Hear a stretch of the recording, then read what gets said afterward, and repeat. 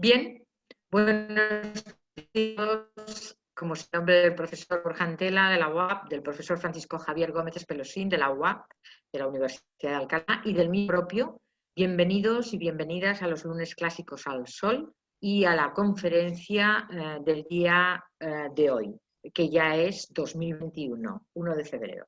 Es, como siempre, un placer estar con vosotros a lo largo de estos lunes entre octubre de 2020 y junio de 2021, en esta serie de webinars en los cuales compartimos ideas, proyectos de investigación y establecemos debates sobre las últimas y más novedosas líneas de investigación en el ámbito del mundo antiguo.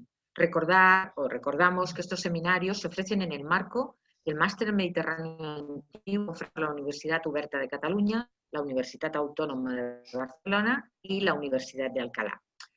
Recordamos también, para los que solo hayáis venido a partir de hoy, que la estructura de las sesiones es bastante sencilla. Empezamos ahora a las 17:30 y tenemos una de margen para establecer tanto la conferencia como el debate.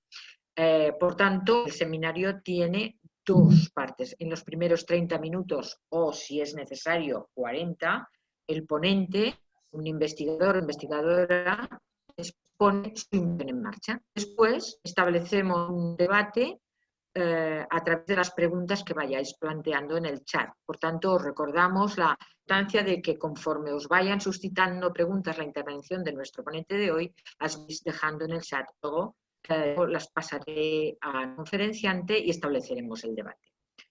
Sin más, pasamos a dar la bienvenida y a presentaros a nuestro invitado de hoy, el profesor investigador Pablo Serrano Basterra. Deciros que para mí es un auténtico placer porque desde el 2017, en realidad finales de 2016, venimos trabajando en proyectos comunes de investigación en el ámbito de la investigación y gestión del patrimonio arqueológico, especialmente del Valle Metido del Ebro.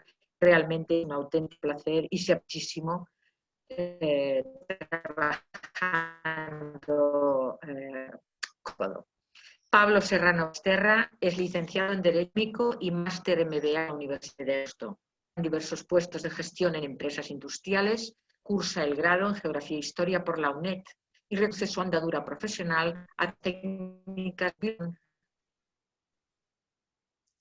patrimonial, fotogramétrica y aplicadas al patrimonio artístico y artístico. Es también docente, muy buen docente de extensión universitaria en la Universidad de Burgos Abierta.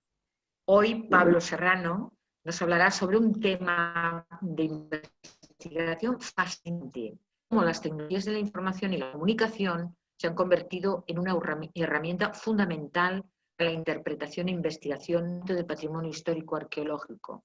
Y lo hará con la conferencia titulada La tecnología como herramienta de investigación científica, Alto de la Cruz, Los Bañales y Santa Cruz de Eslava. Preparados para aprender y disfrutar. Adelante, Pablo. Gracias. Muchas gracias, Gloria. Bueno, muchas gracias por la amable presentación, aunque ha fallado un poquito la tecnología, ya estábamos comentando los problemas del Internet rural, ¿no? También es un aspecto tecnológico. Y bueno, sobre todo, pues agradecerte a ti personalmente y también a la Universidad Oberta de Cataluña, pues el haberme invitado a participar en esta interesantísima iniciativa que estás llevando a cabo. Y bueno, pues también a los espectadores que estén siguiendo en directo la charla y a aquellos que lo vean en diferido, pues agradecerles su compañía y pues de antemano disculparme porque ni hablar que voy a conseguir la brillantez de los anteriores ponentes que han sido extraordinarios. Pero bueno, lo intentaré con un poquito de aparato gráfico y muchos ejemplos prácticos y demás, pues intentaré que sea por lo menos lo más ameno posible y si además, pues si puede ser un poquito útil a alguien, pues mejor que mejor, ¿no? Bien, el objeto de la charla es efectivamente la tecnología como herramienta de investigación científica, lógicamente investigación científica en el patrimonio histórico, artístico y arqueológico. Luego veremos un poquito las diferencias, ¿no?, entre virtualización patrimonial, arqueología virtual, y lo ilustraré con estos 3 proyectos: el del Alto de la Cruz de Cortés en Navarra, el de Los Bañales en la provincia de Zaragoza y el de Santa Cruz de Eslava, ¿no? Bien, por ir centrando un poquito el tema, ya digo que iré muy a los ejemplos y sobre todo para intentar que sea muy gráfico, pero primero pues por darle un poquito centrar un poquito el tema de estudio. Digamos que tenemos que centrar qué es la virtualización patrimonial. Esta es una profesión que, claro, mis hijos tienen un problema porque cuando a otros padres les preguntan, pues dicen soy carpintero o soy bombero, pues todo el mundo sabe a qué se refiere, pero esto pues hay que explicarlo, digamos, ¿no? Entonces estamos hablando de una de esas revoluciones, digamos, que se ha producido por la aplicación multidisciplinar de técnicas provenientes de otros campos. En las ciencias del patrimonio, pues hemos visto en las últimas décadas, ya muchas de ellas no se pueden ni siquiera llamar nuevas tecnologías porque ya llevan bastante tiempo, pues una serie de técnicas como la datación radiocarbónica, los análisis genéticos, paleobotánica, paleontología, bueno, muchas técnicas que parten de otras disciplinas, pero que se aplican a los estudios patrimoniales, sea arqueológico, sea de patrimonio histórico-artístico, ¿verdad? En este caso, lo que nos estamos refiriendo, ¿vale? Que lo llamamos también arqueología virtual, pero sería arqueología un poquito más restringido a la aplicación a la ciencia de la arqueología, pero es que es la disciplina en la que más se está aplicando y más rápido está evolucionando, ¿no? Entonces, pues un poquito luego veremos una serie de buenas prácticas que se están ya poniendo negro sobre blanco, pero básicamente, pues, ¿qué entendemos por virtualización patrimonial?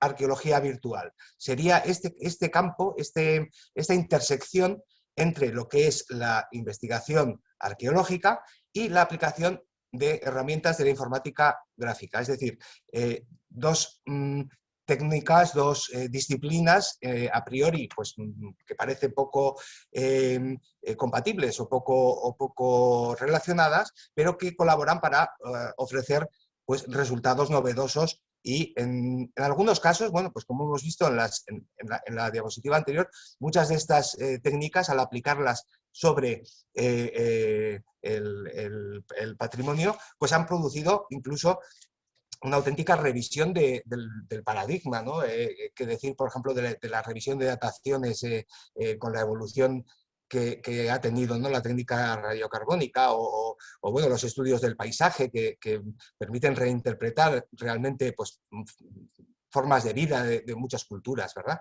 Bien, pues algo parecido nos sucederá con la arqueología virtual, ¿verdad? Bien, precisamente respecto a la arqueología virtual, como vemos, es la disciplina científica que tiene por objeto la investigación y el desarrollo de formas de aplicación de la visualización asistida por ordenador a la gestión. Esto no me lo invento yo, sino que proviene de los principios de Sevilla, que son precisamente ese documento, ese glosario de buenas prácticas que, bueno, lo pongo luego en el blog, pongo la referencia por si alguien quiere profundizar más en ellas, y que bueno, elaborada por los propios profesionales que nos dedicamos a este mundo, pues ha llegado a ciertos principios que básicamente, en general, aquí los tenéis un poquito simplemente indicados, pero lo que se basan es en cómo hacer que esta actuación nuestra sea realmente científica. Es decir, hasta hace poco pues, la informática gráfica se utilizaba para recreaciones, por ejemplo, y bueno, pues había mucho de imaginación, de dibujos animados, vamos a decir. Lo importante es que aplicando esta serie de principios, conseguimos que realmente nuestra labor sea científica, ¿verdad? Hay algunos que son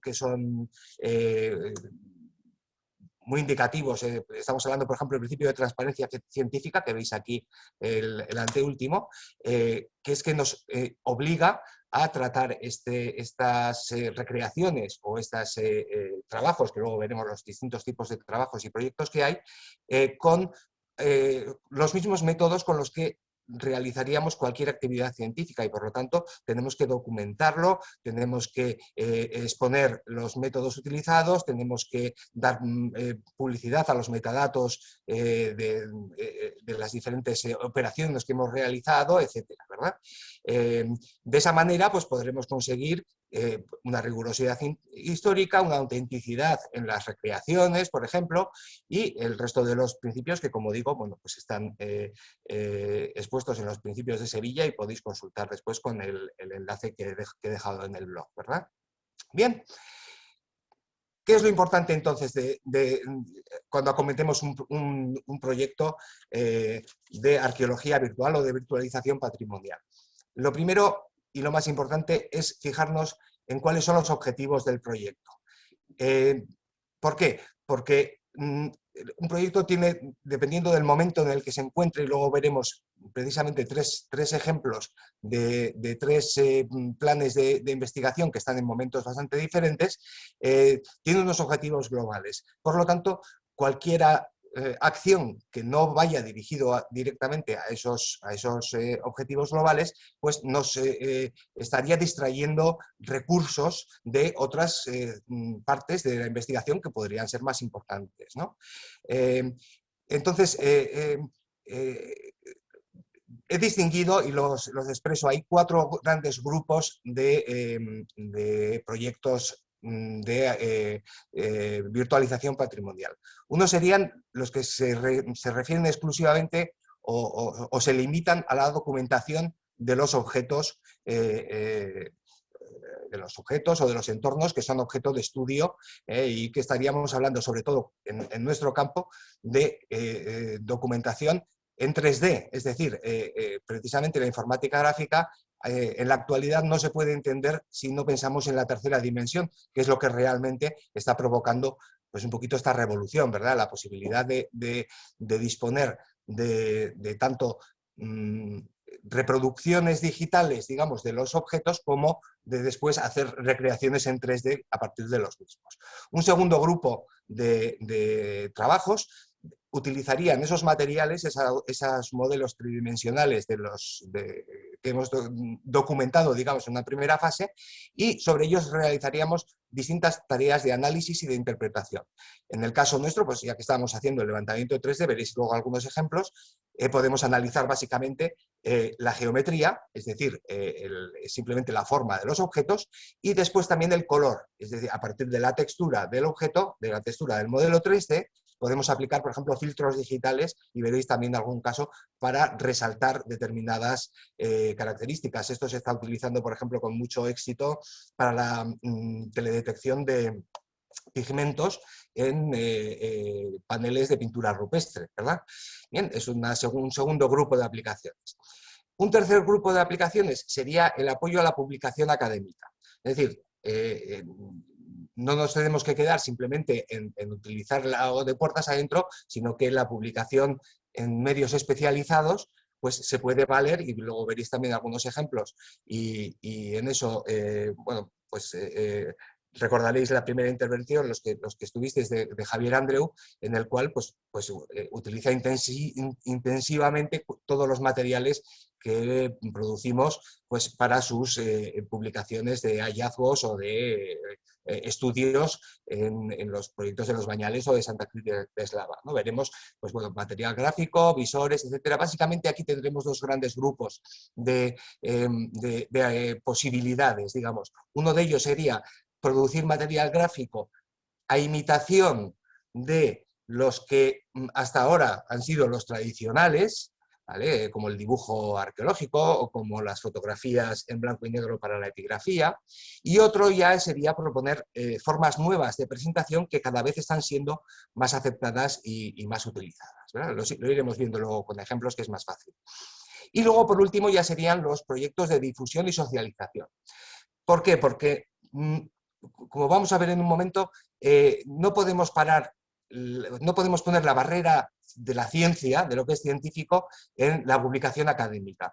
También todas las labores de difusión y de socialización tienen que tener un sentido científico. A veces el sentido científico es indirecto, simplemente porque estamos fomentando, digamos, un gusto por, por el entorno, por el yacimiento o por el objeto que estamos difundiendo, y otras veces incluso directo, es decir, a partir de pues estas recreaciones o estos recorridos se pueden llegar a corregir, veremos un ejemplo muy interesante, determinados conceptos que teníamos equivocados, por ejemplo, ¿verdad? Porque básicamente, y este gráfico me parece que es el central un poquito de esta exposición, tenemos que tener una aplicación de una gestión integral del patrimonio. Me remito de nuevo a la intervención magistral de Javier en la primera intervención, en el que, bueno, hablaba un poco de ese arqueólogo todoterreno, ¿no? Que era capaz, pues, de conseguir financiación y excavar y prospectar y publicar y hacer un poquito de todo. Porque básicamente no podemos establecer líneas divisorias. Es decir, desde lo que es la investigación y la conservación, desde la prospección, la excavación, la documentación, etcétera, pasando por la comunicación académica, lo que hemos dicho, los artículos científicos y charlas, congresos, conferencias, pósters, etcétera. Siguiendo por la difusión tradicional, lo que ha sido hasta ahora, hasta, digamos, el siglo pasado era lo normal, que era pues hacer visitas guiadas, hacer una musealización normal, con sus cartelas, pues algunos folletos, revistas, etcétera. Y ya lo que podemos estar hablando, que ahora mismo se aplica más, que es ese concepto de socialización del patrimonio, que es muchísimo más amplio y que, pues, puede incorporar, pues, estas recreaciones, museos virtuales, jornadas de puertas abiertas, actuación en redes sociales, es decir, cualquier otra, perdón por el ladrido, cualquier otra acción que pueda dar lugar a una difusión del patrimonio, ¿verdad? Bien, a lo largo de todo este proceso tiene que regir ese carácter científico. Simplemente la única diferencia, la veis aquí a la izquierda, está digamos, en lo amplio que es el grupo que puede participar, digamos, con fundamento de ella. Si nos acercamos más a la parte de investigación y conservación, pues lógicamente tendrán que ser especialistas, los que hagan la prospección, los que excaven tienen que ser arqueólogos, los que restauren tienen que ser restauradores, etcétera, y de esa manera pues nos evitaremos también disgustos tipo Ecce-Homo y demás, ¿verdad? Pero a medida que nos vamos acercando más a esta socialización del patrimonio, cada vez la participación puede ser más amplia, y en ese sentido también la participación de otros especialistas y de otras técnicas, pues también irá siendo cada vez más importante, ¿verdad?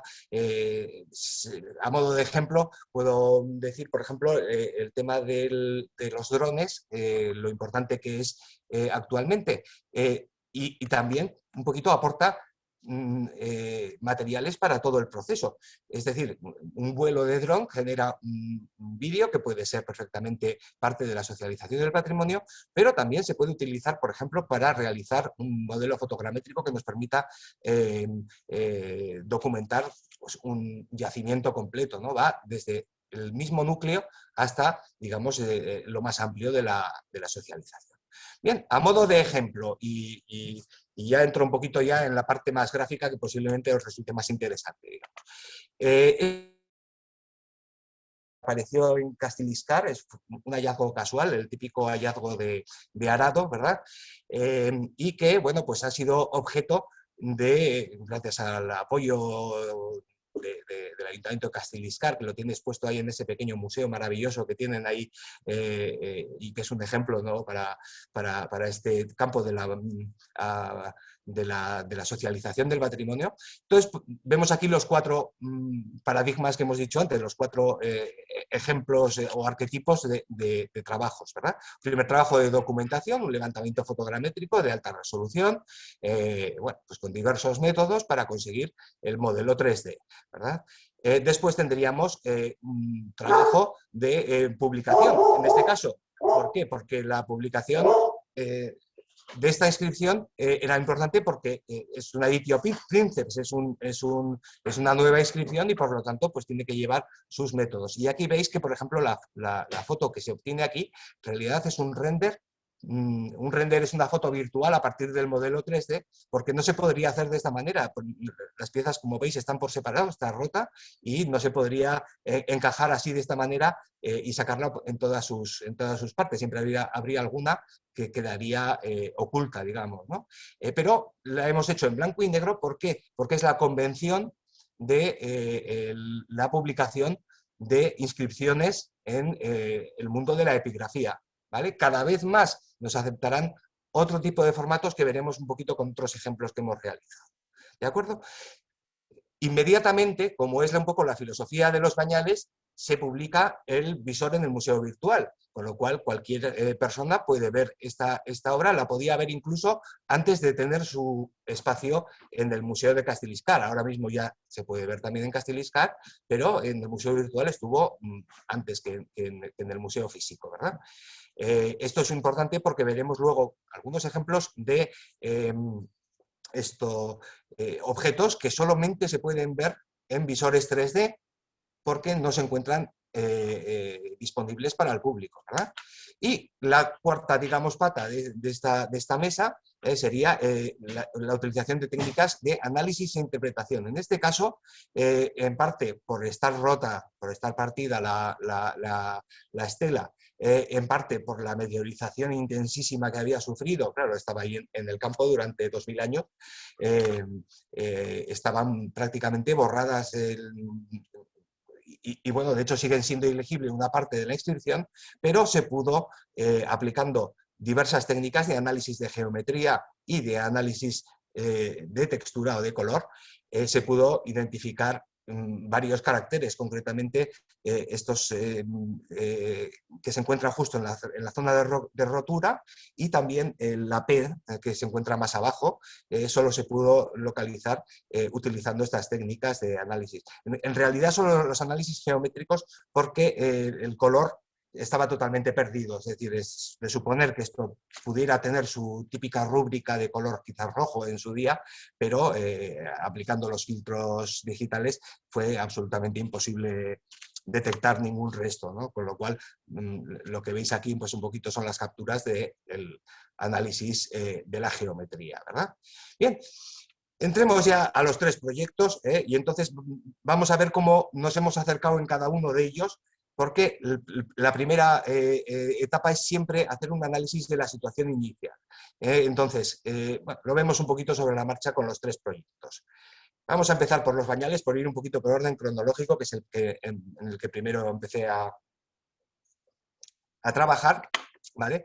Y en cuanto a la situación inicial, pues el análisis era, claro, la investigación en marcha, campañas anuales de excavación. Yo ya estuve excavando, pues creo que fue en la séptima campaña, octava campaña, pero ya llevan creo que 13 o 14, con una producción científica constante pues, de artículos, de incluso tesis doctorales que ya empiezan a fraguarse, digamos, respecto bueno, o incluyendo aspectos estudiados ahí, con un respaldo universitario importante, primero la UNED y ahora también la Universidad de Navarra, pues, por medio de la dirección de Javier Andreu, que, bueno, como ya habéis visto en su primera intervención, pues absolutamente partidario de esa arqueología abierta y de dar entrada pues, a cualquier técnica que pueda aportar valor, ¿no?, al proyecto, ¿verdad? En cuanto a infraestructura, el yacimiento es visitable, siempre ha sido visitable, aunque hasta hace muy poquito no ha tenido un edificio físico, digamos, donde tener una pequeña exposición, unos audiovisuales, o ahora mismo ya se está habilitando y está prácticamente terminado uno, pero en su momento pues no lo estaba, ¿no? Y en cuanto a acciones de socialización existentes, pues muy intensas, visitas guiadas, jornadas de puertas abiertas, una gran labor en redes sociales, sobre todo en el Facebook, pero quizás faltaba esa aplicación de la virtualización patrimonial, es decir, la aplicación de técnicas de 3D y por lo tanto, ¿cuál fue la decisión, digamos, a adoptar en este sentido? Pues una política totalmente flexible, adaptándonos a necesidades y pensando en un apoyo a largo plazo. Es decir, aquí no hacemos proyectitos cerrados, sino que bueno, se nos van ocurriendo cosas y a partir de ahí, pues casi es mi plataforma de innovación y mi banco de experimentación, gracias al apoyo de Javier Andreu y de todo el impulso que me da, ¿no? Bien, ¿cómo se traduce esto? Bueno, pues en primer lugar, trabajos de documentación en 3D, pues de prácticamente cualquier hallazgo, pues en algunos casos incluso recién salido de la Tierra, en otros pues son objetos ya encontrados, muchos hallazgos, digamos, casuales, y bueno, y con una cronología que es básicamente romana, aunque también, como veis aquí en la escápula con un verso del Corán, pues es de la primera época emiral, ¿no?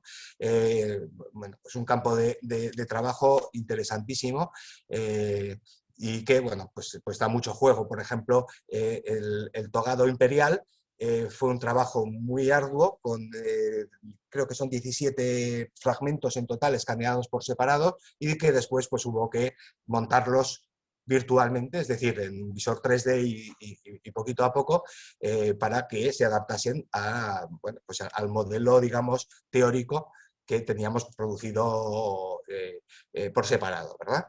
Bien, en cuanto a documentación, también hemos documentado algunas unidades estratigráficas, como bueno, pues esta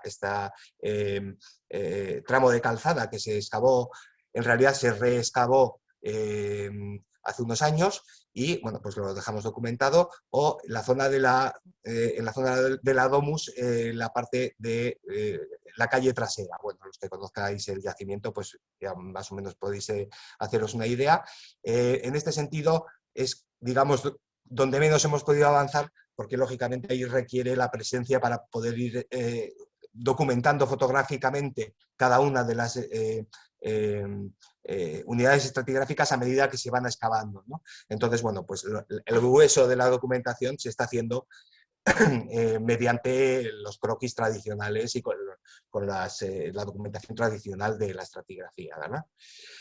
También hemos realizado zonas completas, como esto que es la zona doméstico-artesanal, sobre todo de cara a realizar después sobre ella una recreación que, bueno, en estos momentos está en fase de producción y a punto de terminar, pero bueno, que la primera fase de ello pues, fue la documentación fotogramétrica, ¿verdad?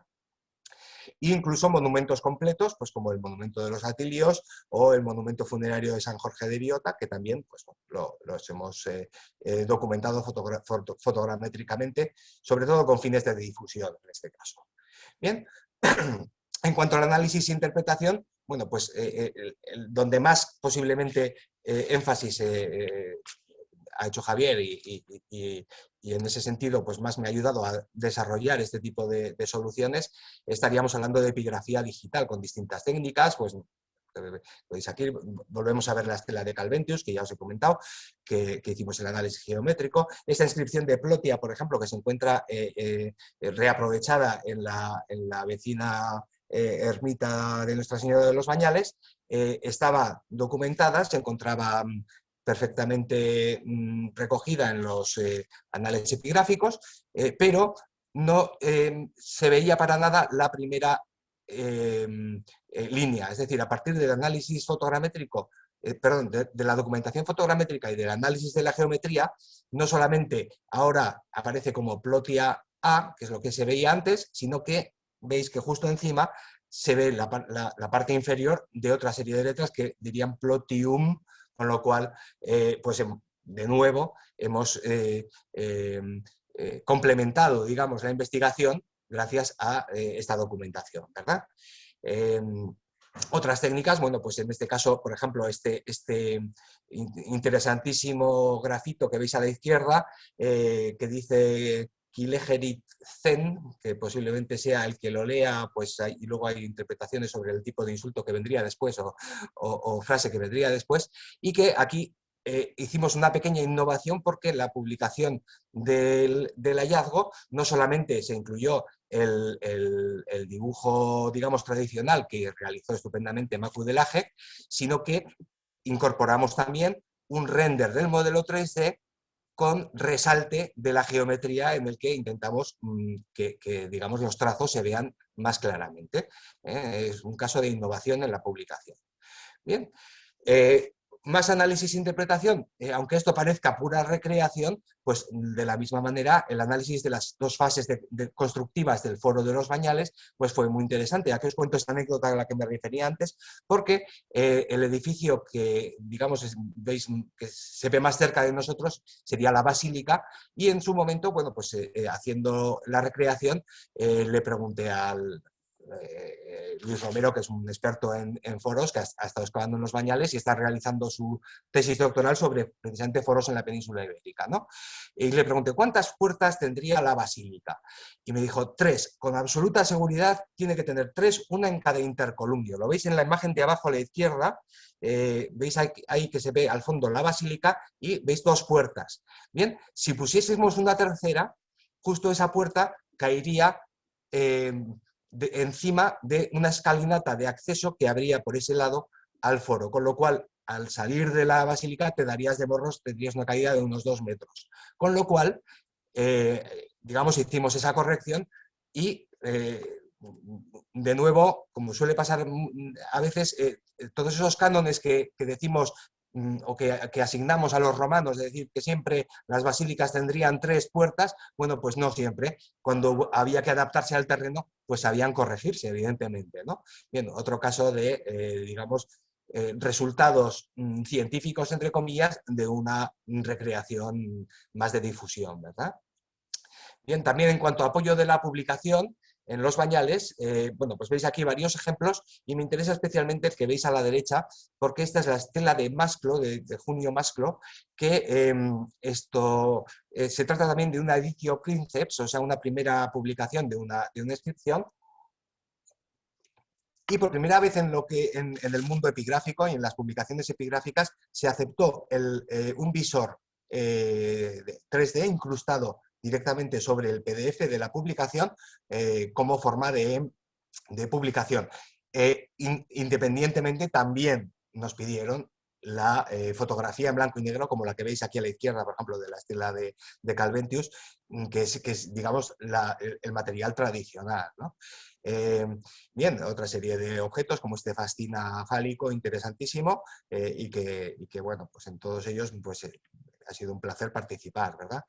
Otros trabajos epigráficos, bueno, ya hemos comentado antes el de Plotia, el grafito en Terra Sigillata, y ya pasaríamos a los trabajos de difusión y socialización que quizás son los más vistosos y los que, bueno, pues más conoce la gente. El Museo Virtual es uno de los museos, desde luego, de los que se refieren a un solo yacimiento, posiblemente sea el que más seguidores tiene en el portal Sketchfab, que es el portal de alojamiento de todos estos modelos, y bueno, pues ya creo que tenemos unos 70 y pico modelos publicados y bueno, pues subiendo. Es una herramienta interesantísima porque ayuda mucho para la difusión, por ejemplo, de hallazgos nuevos. Veis que hay todo tipo de hallazgos, escultóricos, epigráficos, bueno, pues incluso de cultura material, bueno, pues hay cantidad de información y además cada uno de los visores contiene muchas, veis aquí las llamadas, que contienen información interesantísima sobre los mismos. Si alguien no lo conoce, pues os animo a visitarlo, de la misma forma que os diré luego de los otros proyectos, ¿verdad? Seguimos en la difusión, bueno, pues los vídeos recorridos que hemos realizado sobre los Bañales, que ya vamos teniendo una interesante colección. Pues tenemos el foro, tenemos el circuito hidráulico, tenemos el monumento de los Atilios, el monumento sepulcral de Biota, las termas, bueno, pues ya vamos juntando algunas cosas. Bien, también en cuanto a difusión y socialización, digamos, generamos o ayudamos a generar materiales de apoyo para la visita guiada. Por ejemplo, veis a la izquierda, este es uno de los paneles que va a estar, o ya está en el centro de recepción de visitantes de La Llana, ya está funcionando, aunque ahora con la pandemia pues no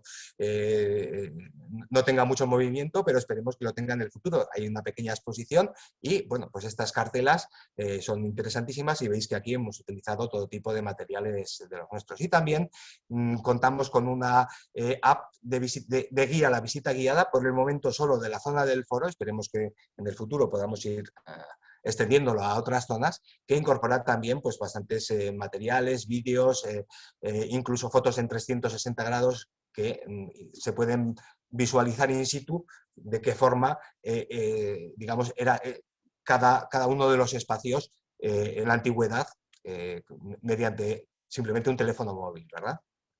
Bien, más trabajos de difusión y socialización. Esto es la típica infografía para una publicación didáctica, bueno, mucho más sencilla. Bueno, pues como veis, un catálogo bastante amplio el que ya vamos reuniendo con los mayores. Bien, por seguir el orden cronológico, pasaríamos al Alto de la Cruz, Cortes, en Navarra, que también conocéis pues, un poco por la participación importantísima de Gloria en dos momentos, en aquel momento de excavación e investigación de los años 80 y ahora mismo como comisaria de la exposición permanente. Bien, hacemos el mismo análisis inicial y bueno, pues vemos esta situación de la investigación, que en realidad está parada, pero bueno, veremos a ver si a medio o largo plazo se puede reactivar, ¿verdad? En su momento había un impulso municipal y una encomiable actitud por parte del pueblo y del ayuntamiento y de su alcaldesa, pues volcadas con el proyecto, pero no existía dirección científica. Empezó a existir ya cuando se incorporó Gloria Munilla. En cuanto a infraestructura, en este caso, al contrario, el yacimiento no es visitable, pero en cambio sí disponíamos de un local físico, porque ya estaba en marcha el proyecto para realizar la restauración de la parte del castillo donde se encuentra la exposición y de incorporar ahí la exposición, ¿verdad? O sea, es decir, es la situación absolutamente opuesta a la de los Bañales, ¿verdad? Y en cuanto a acciones de socialización, pues lo que existía es inquietud en el pueblo por realizar cosas y entonces, ¿cuál fue el objetivo que veis ahí? Lo primero, realizar acciones de difusión con la mayor resonancia para poder encauzar el proyecto museográfico, incorporar esa dirección científica que faltaba y echar a rodar, digamos, esta nueva fase.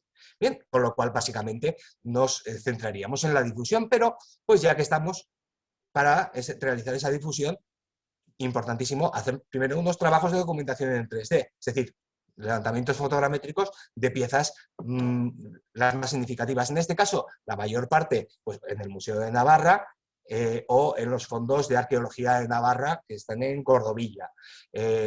Bien, una maravilla, me habría encantado hacer 2.000 modelos porque hay 2.000 piezas o más, pero lógicamente había que hacer una labor de selección y lógicamente tuvo que ser variada, piezas rituales como los idolillos o la copa ritual que veréis varias veces en la presentación, cerámica, objetos de metal, bueno, pues lo más variado posible, ¿verdad? Pero también al realizar las acciones de difusión, haciendo la recreación del poblado, pues hicimos también un cierto trabajo de análisis e interpretación, por ejemplo, del urbanismo y la arquitectura doméstica. Es decir, una de las cosas que más interesantes fue el debate sobre si las murallas, que lógicamente lo que se halló fueron los fundamentos de la muralla, tendrían o no almenas. Y ahí con con la indicación de Francesc Gracia, ya lo recordará Gloria, aquel debate que tuvimos, pues llegamos a la conclusión de que había que hacerlo con almenas, que serían lo más apropiado, ¿verdad? De nuevo, es el carácter científico. Lo mismo en cuanto a análisis e interpretación, una sencilla anastilosis virtual, es decir, la reparación virtual, la pieza está como la veis a la izquierda, pero el modelo 3D que he generado para la recreación está totalmente reparada, virtualmente, lógicamente, ¿no? Otros trabajos de análisis e interpretación, bueno, pues la interpretación simplemente, algo tan sencillo como la molienda manual, ¿verdad? Como veis aquí a la derecha, o un telar con las pesas de telar, o los distintos hallazgos que ha habido de armamento y complementos de un guerrero, ¿verdad? Todo eso, aunque se haya hecho para la difusión, pues también nos aporta análisis e interpretación, lo mismo que el simbolismo y la ritualidad. Aquí, en este caso, por ejemplo, planteamos a la izquierda, veis, la copa ritual como una especie de pebetero, ¿no? que es una de las posibles interpretaciones que hay, ¿no? O cómo sería un enterramiento, lo veis recreado a la derecha, o una ceremonia de cremación. Bien. Propiamente lo que es difusión y socialización, pues de nuevo un museo virtual, aquí veis pues esta copa ritual maravillosa con muchas anotaciones y con mucha información accesoria y un montón de piezas variadas que podéis visitar también, ¿verdad? En cuanto a trabajos de difusión y socialización, el vídeo interpretativo, que también se puede ver ahora mismo en la propia exposición, en el que, bueno, pues hacemos mucho hincapié también en lo que es el proceso de excavación y de investigación, como veis aquí arriba a la izquierda, ¿no? Incluso con recreaciones de cómo podría ser un despacho de la época, ¿no? Es bueno, pues un uso de varias técnicas que al final, pues bueno, pues pienso que es interesante como complemento de la exposición. Otra labor importantísima ha sido la creación de réplicas impresas en 3D, que por el momento pues vamos haciendo la de los idolillos y la de la copa ritual. ¿Por qué? Porque estas piezas se encuentran en exposición en el Museo de Navarra y por lo tanto no pueden ser expuestas también en la exposición permanente del Alto de la Cruz. Y por supuesto, bueno, pues para la realización de cartelería, todos los materiales de recreación, pues perfectamente válidos, ¿verdad? Y ya vamos al último proyecto, digamos, al más reciente, en el que digamos, empezado más recientemente, Santa Cruz de Eslava, con una situación también diferente, investigación terminada, pero quizás se reactive también, la dirección, en este caso la asume Javier Andreu, con motivo del centenario, el yacimiento es visitable, tampoco tiene edificio físico, o no lo tenía, porque ahora también ahí existe una exposición que por el momento es permanente en la cercana población de Eslava, y en acciones de socialización en su momento no había habido una difusión durante las fases de investigación y precisamente las acciones del centenario se realizaron para darle la máxima difusión. Por lo tanto, de nuevo la difusión, pero en este caso en el canal académico y también en socialización, ha sido el objetivo básico que fijó Javier Andreu pues, en este proyecto. Y en este sentido, bueno, pues empezando por los trabajos de documentación, de nuevo una colección espectacular de piezas, muchas de ellas se encuentran en el Museo de Navarra o en el Almacén de Arqueología de Navarra en Cordovilla. También documentación fotogramétrica, por ejemplo, esta es la zona sepulcral con tres monumentos, los restos de 3 monumentos interesantísimos que luego los vais a ver recreados. De nuevo, también un trabajo, una aplicación importantísima en el mundo de la epigrafía digital, es decir, se trata del análisis de un pequeño altarcito dedicado a Peremusta. Este altar, hago un pequeño inciso, es muy interesante porque se ha podido leer la totalidad del texto que antes no estaba totalmente, digamos, interpretado o recogido. Y entonces, curiosamente, como se puede ver aquí en la foto abajo a la izquierda, empieza con un DM, la primera interpretación era que sería Dis Manibus, y por lo tanto, pues posiblemente sería la típica invocación a los dioses manes de un altar funerario. Pero una vez que ya hemos conseguido leerlo todo, no era Dis Manibus, sino Deo Magno Peremusta. Por lo tanto, no es un altar funerario, sino votivo, dedicado a este dios celtíbero importantísimo, ¿verdad? Bien, pasemos a los... bueno, también dentro de lo que sería análisis e interpretación, pues lógicamente para hacer la recreación de la ciudad, todos los espacios de la ciudad o del espacio funerario, pues hubo que realizar un trabajo de análisis e interpretación importante, ¿verdad? También para la recreación sobre todo, pero lo que hemos hecho es una anastilosis virtual, es decir, a partir del modelo que veis aquí de estas estelas y de este altar, bueno, pues realizamos la restitución de las partes que faltan y la restitución también hipotética de la posible policromía que tendrían estas piezas. Y digo hipotética porque de nuevo utilizamos los filtros digitales y de nuevo la meteorización impedía que se hubiese conservado nada de estos pigmentos, ¿no?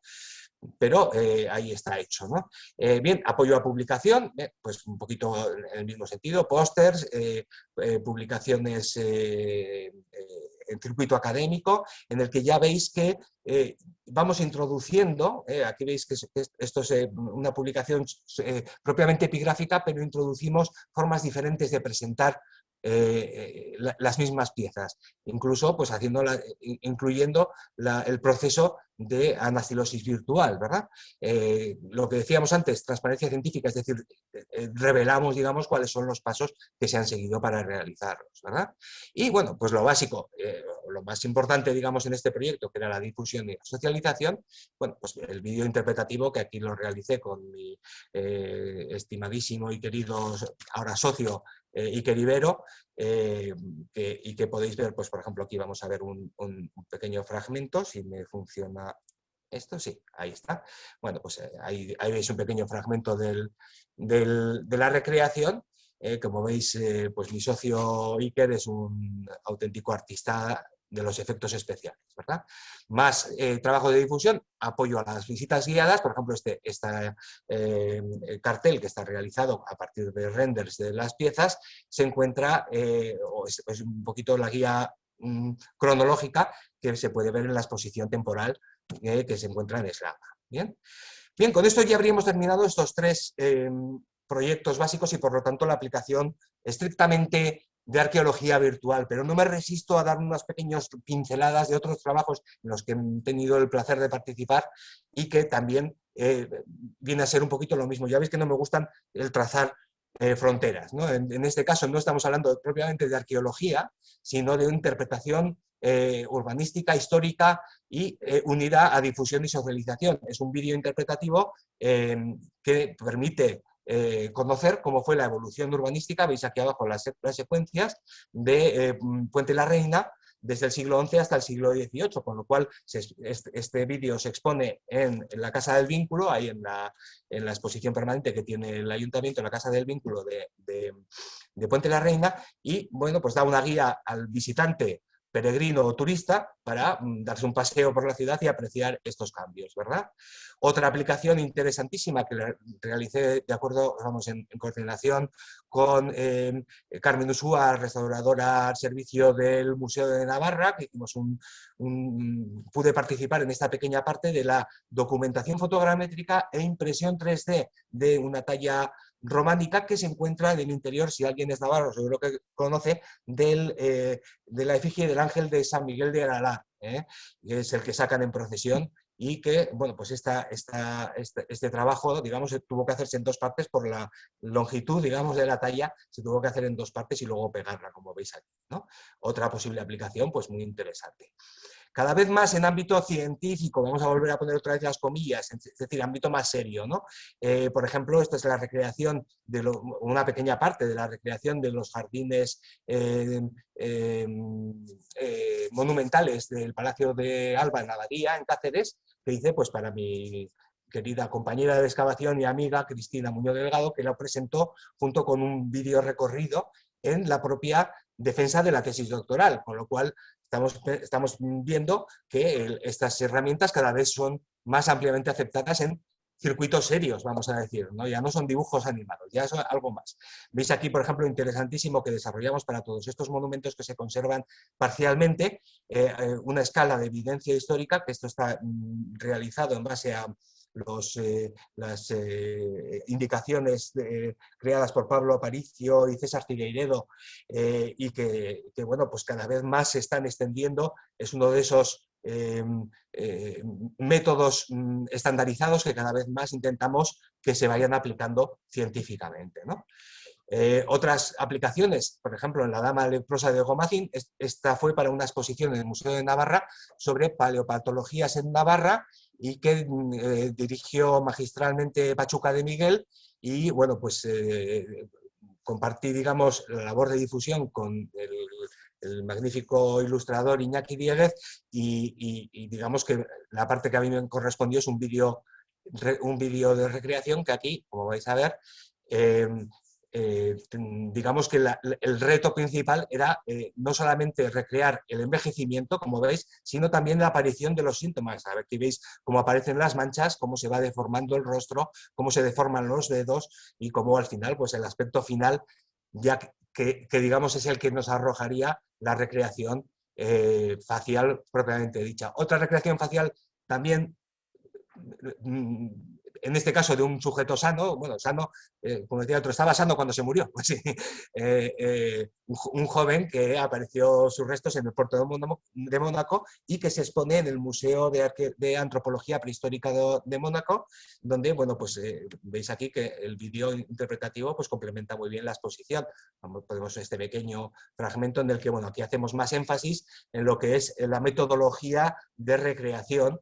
Y bueno, queda pendiente de determinados análisis para pues, hacer unos trabajos más en profundidad, ¿no? Concretamente pues, una recreación, una ambientación, etcétera.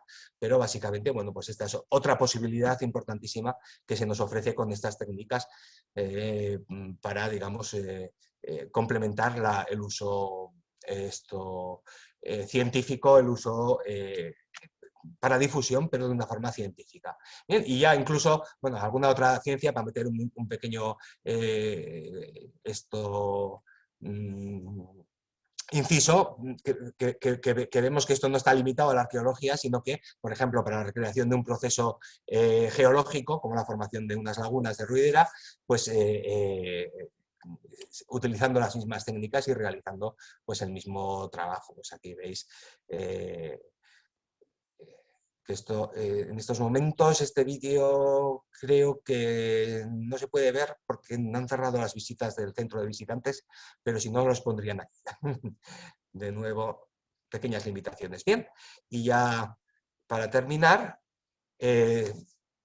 simplemente una pincelada de futuro. Veis aquí, esto es tan nuevo que todavía, incluso este logotipo que veis es puramente provisional, está mi socio Iker realizando el definitivo, pero en colaboración, en un proyecto importantísimo de colaboración financiado por este programa Creative Europe de la Unión Europea, con participación de la Universidad de Navarra, bueno, de la Sapienza, de la Universidad de Burdeos y de Coimbra, 3 museos, una productora de televisión y la sociedad que hemos creado precisamente Iker y yo para el desarrollo de todo el material 3D y el videojuego. Está creando mucha expectación y bueno, pues tenemos trabajo para año y medio y espero que cumpla las expectativas pues, de todos los que la están esperando.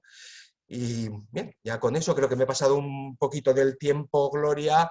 Os agradezco la atención y bueno, pues me parece que se me ha ido 10 No te minutitos preocupes. de la hora, ¿verdad? No te preocupes, Pablo. Disculpar, no voy a poner imagen para ver si me oís mejor, porque tengo el problema este que os he explicado al principio. Ha sido muy interesante y muy fascinante, como ya lo sabíamos que iba a ser. 8 minutos para preguntas y mientras alguien puede hacer alguna pregunta en el chat, yo voy a pedirte una pregunta, que ahora me matas, pero bueno. Has hablado de los principios de Sevilla, etcétera, etcétera, ¿vale? ¿Cuáles son los criterios, en genérico, de fiabilidad en la reconstrucción virtual? ¿Qué porcentaje o qué claves nos puedes dar? Sí, a ver, efectivamente hay un principio uno de los principios de Sevilla que creo que es el segundo, no, el tercero, bueno, no importa, que es el de fidelidad histórica. ¿De qué se trata aquí? Al final, bueno, recordarás cuando estábamos haciendo la recreación del Alto de la Cruz, ¿verdad? Tenemos una información que es parcial, que muchas veces es solo de una zona, además que solo se ha conservado, por ejemplo, una pequeña parte del objeto, del entorno, muchas veces solamente los cimientos, y entonces lo que es fundamental a la hora de hacer una recreación es que quede claro, que quede constancia de qué es lo real, es decir, lo que permanece como en la actualidad, qué es lo que se puede deducir directamente de ello, es decir, si hay un cimiento, está claro que ahí tiene que haber un muro. Sería una deducción directa y clara, ¿verdad? ¿Qué es lo que podemos deducir indirectamente por paralelos? Por ejemplo, si hemos identificado un espacio pues, como una basílica romana, por ejemplo, pues sabríamos aproximadamente cuál sería su forma y cuál sería su función, y eso nos permitiría, por ejemplo, pues, recrear, digamos, la cubierta. No tendríamos nada de referencias, pero sabríamos cómo es. No podríamos poner un tejado de paja porque no sería acorde con esas deducciones. Y también por paralelos cercanos. Entonces, una vez que ya tenemos bien identificado qué grado de fiabilidad tiene cada uno de los elementos, lo podemos plasmar, como has visto en ese monumento, digamos, renacentista que he puesto, con un código de colores, en el que podemos ir desde el rojo, que sería el más caliente, es decir, lo más realista, tal como se conserva actualmente, hasta pues, un azul, lo más frío, es decir, lo más, como diría yo, lo más imaginativo, ¿no? Lo que hemos recreado un poco por dar ambientación. Esa sería un poco la cuestión. Entonces, siempre tenemos una cierta libertad de completar lo que falta, pero siempre tenemos que indicarlo y siempre tenemos que justificar en base a qué lo hemos hecho. Es decir, si lo hemos hecho como deducción directa, como deducción indirecta en base a paralelos de otros yacimientos o de otras recreaciones, digamos, que se hayan hecho, y lo que hemos hecho pues como pura ambientación, digamos, ¿no? De acuerdo. En ese sentido, la arqueología romana es muy agradecida porque, como sabes, los romanos se repiten mucho y tienes los mismos monumentos o muy parecidos en Lusitania que los que tienes pues en Siria o lo que tienes en Egipto, ¿no? Con lo cual, muchas veces a partir de un pequeño hallazgo puedes reconstruir mucho, y Pompeya pues, nos da muchísimas pistas, ¿no? Siempre para casi todo, ¿verdad? De todas formas, Pablo, ya te puedo preanunciar que ya empezamos a diseñar el proyecto integral de investigación, conservación e interpretación del patrimonio arqueológico del Alto de la Cruz. ¡Qué bueno! Vamos a implicar a tope, ¿de acuerdo? ¡Qué bueno, qué bueno! Sí. Oye, pues me alegro mucho, Gloria, y joder, deseando verlo y deseando que contéis conmigo para lo que sea, ya lo sabes. Sí, porque una cosa que no has explicado, o que a lo mejor yo no te he oído bien, pero el problema nuestro es la arcilla, el adobe. Sí, no lo he explicado, simplemente he dicho que el yacimiento no es visitable, pero efectivamente no es visitable porque se cubrió por protección. Sí. A ver, otra pregunta, mientras nos llega alguna, porque yo creo que los has dejado tan impresionados que no se atreven, ¿vale? Uy, o aburridos, no sé. No, aburridos no, seguro que no. Oye, hemos hablado muchas veces, pero ¿nos podrías especificar lo que consideras tú condiciones ideales para el desarrollo de un buen proyecto de interpretación virtual del patrimonio? Ahora que tú ya tienes una experiencia muy reseñable, ¿no? Sí. Bueno, ya vamos teniendo algunas experiencias, efectivamente. Y, a ver, lo cierto es que lo ideal de la muerte sería el poder realizar estos pasos en su orden correcto, digamos. Es decir, entrar a un proyecto, observar sus características, ver sus necesidades, planificar las acciones necesarias a corto, a medio y a largo plazo. El ir siguiéndolo y rematarlo, digamos, en un ciclo de 3, 4 años, vamos a decir, completar un ciclo completo desde apoyo a la investigación hasta difusión total, ¿vale? Eso sería lo ideal. En la práctica tú lo sabes porque hemos ido así. Muchas veces empiezas con una acción puntual, que igual es una acción de difusión, como empezamos en el Alto de la Cruz, ¿no? Bueno, vamos a hacer el museo virtual porque bueno, pues nos ha gustado mucho en el ayuntamiento el de los pañales y queremos uno para nosotros. Y a partir de ahí se le va dando forma al proyecto. En realidad, lo que importa es la implicación de las personas, la implicación de la dirección científica fundamental que esté abierta para realizar este tipo de operaciones, el apoyo siempre de las instituciones, por regla general, el mundo público, vamos a ser sinceros, es decir, estamos hablando muchas veces de ayuntamientos y a veces de comarcas y en algunos casos incluso de comunidades autónomas. Los sujetos privados me temo que pues no son tiempos para la lírica para ellos, diría yo, ¿verdad? No. Pero si hay implicación podemos hacer muchas cosas y bueno, pues luego ya depende un poco de los medios que haya a disposición. Bueno, por ponerte por caso, este caso que he puesto de la recreación de facial forense en Mónaco, ¿no? Sí. A ver, en Mónaco tienen muchos yates y tienen mucha pasta, pero estos regatean como el que más. Entonces, bueno, Hombre. pues ahí, como ha sido mi primer trabajo internacional, poner una pequeña pica, no en Flandes, pero un poco más arriba y demás, pues evidentemente pues los medios económicos Son pues fundamentales. no han llegado a cubrir el trabajo realizado, Muy pero mal. estoy contento con el trabajo, ¿no? Al final es siempre un toma y daca y esa implicación es importantísima. Muchas gracias, Pablo. Pues como veo que no se me han animado y ya estamos, falta un minuto para cerrar, ¿vale? Lo dejaríamos aquí. Te agradecemos muchísimo. De verdad que era muy interesante y era una cosa que ya queríamos hacer en el año pasado, en el primer ciclo de los lunes clásicos al sol, pero no dio tiempo, así que era una cuestión pendiente y ha sido un placer contar contigo, Pablo, de verdad. Muchísimas gracias, como siempre. Pues el placer ha sido mío. Muchísimas gracias y ya sabes, cuando quieras, aquí me tienes. Perfecto, gracias, Pablo. Y a ustedes, a vosotros, recordad que nos vemos el próximo mes con otra nueva cita en los lunes clásicos al sol. Muchísimas gracias, buenas tardes, buenos días.